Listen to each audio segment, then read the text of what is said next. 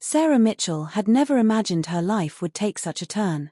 She had always been a hard-working woman, known for her determination and her ability to face challenges with grace.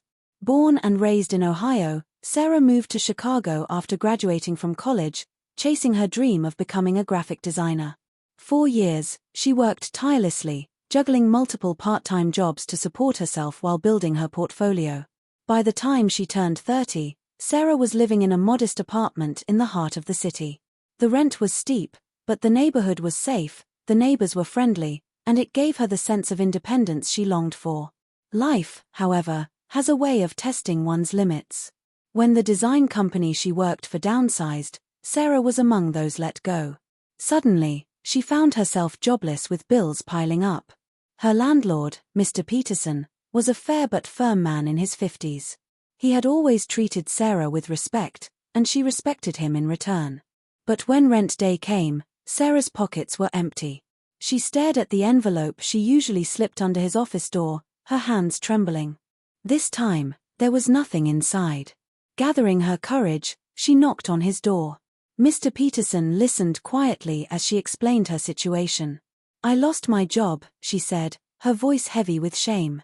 "I don't have the money for rent this month, but I'm doing everything I can to find work.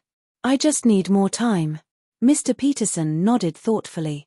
"Sarah, I understand. Times are tough for a lot of people. You've always been a good tenant. Let me think of something." The next evening, Mr. Peterson stopped by her apartment with 2 of his friends, Mr. Garcia and Mr. Thompson, both local business owners. Sarah's heart sank when she saw them at her door, fearing the worst.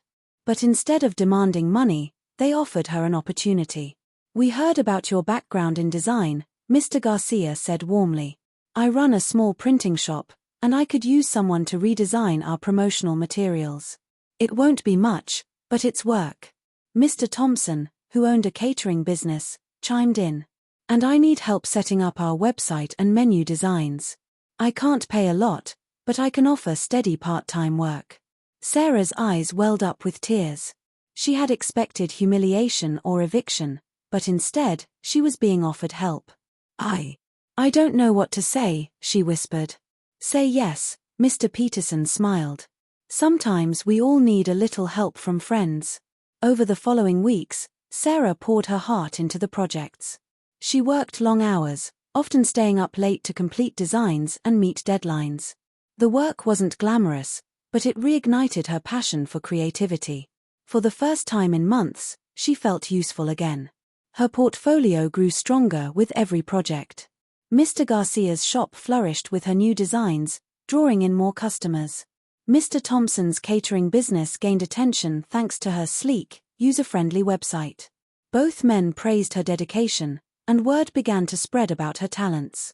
Soon, Sarah was getting calls from other small businesses in the community, asking for her services. One by one, she took on projects, slowly rebuilding her career. She even started teaching basic design skills to local teenagers at the community center, giving back to the very neighborhood that had supported her. But it wasn't just work that grew from this experience. Sarah built strong friendships with her landlord and his friends. They checked in on her often, not as creditors but as people who genuinely cared. They encouraged her when she doubted herself and celebrated her small victories. Months later, Sarah secured a full-time position at a mid-sized advertising agency, thanks in part to the glowing recommendations of Mr. Garcia and Mr. Thompson. She finally had stability again, and this time, she didn't feel alone. Looking back, Sarah realized that the scariest moment of her life, knocking on her landlord's door with no money to offer, had turned into the turning point she desperately needed. She had feared judgment, but instead, she found kindness. She had braced for eviction, but instead, she found opportunity. Her story became a reminder of how life works in mysterious ways, and how sometimes, the people you least expect can change your life for the better. In her journal, Sarah wrote, "When I thought I had lost everything, I discovered community. When I was at my lowest, kindness lifted me. My landlord didn't just give me time, he gave me hope. And with hope, I built a new life."